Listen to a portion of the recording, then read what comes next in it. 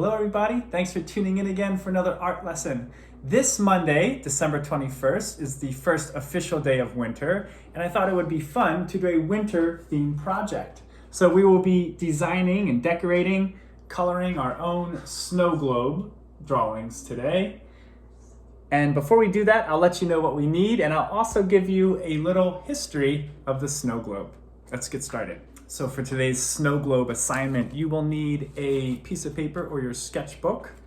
You will need a pencil with an eraser to sketch out your snow globe design. And then you can use whatever you want to color. You could use crayons, colored pencils, watercolor.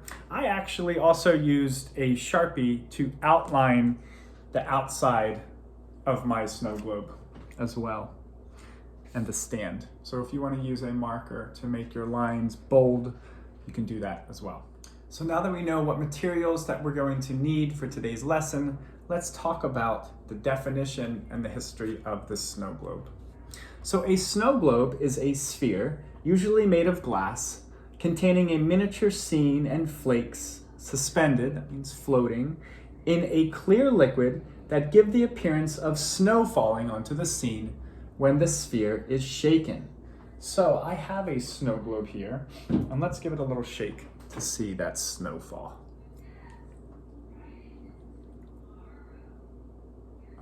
Look, you can see that snow falling slowly onto the scene. Okay, those little flakes to make it look like it is snowing.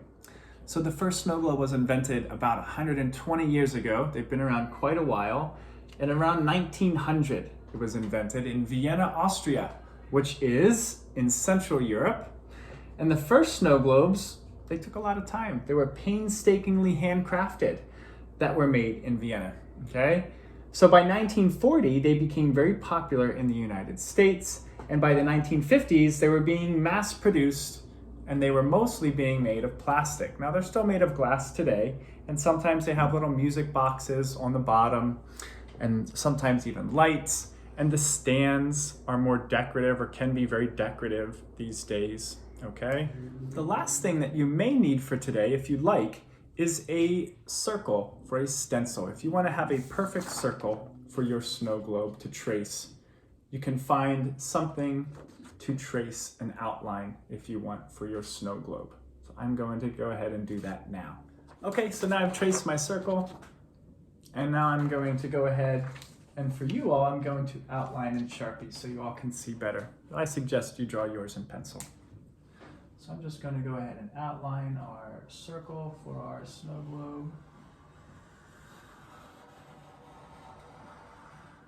And you can outline yours, like I mentioned before, at the end after you've done sketched out your snow globe. You can outline it to make yours darker if you'd like.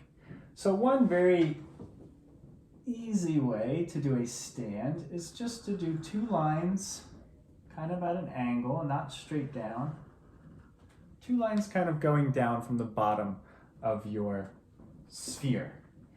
Now to make it look like a sphere, instead of doing a straight line at the bottom of the stand, I'm going to make it curved a little bit. And that is going to make it look more like a cylinder or a cone, okay?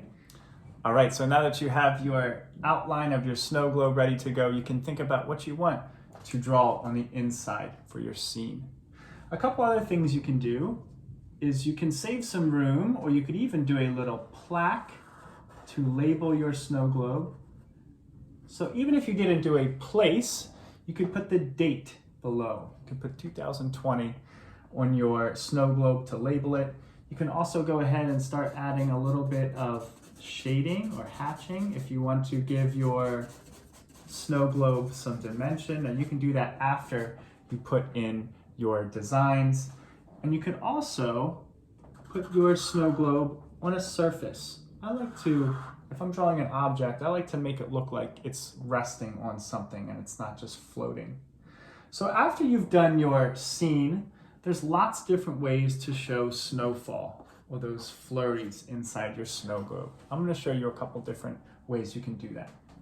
So you could do circles or little specks in yours. You could also just do little dots or little slash marks like this to show like it's really snowing. Or you could even put little snowflakes on the inside if you'd like, okay? And there's lots of different ways that you can draw snowflakes. You could even do some snowflakes outside if you want to decorate the outside of your snow globe. So after you put your snow flurries in your snow globe scene, you can go ahead and add a background color if you like to make your snow globe really pop and stand out. And you can also put a little color underneath below the stand, all right? I hope you all had fun with your snow globe drawings. I really enjoy doing these art lessons with you every single week, and I will see you all next year.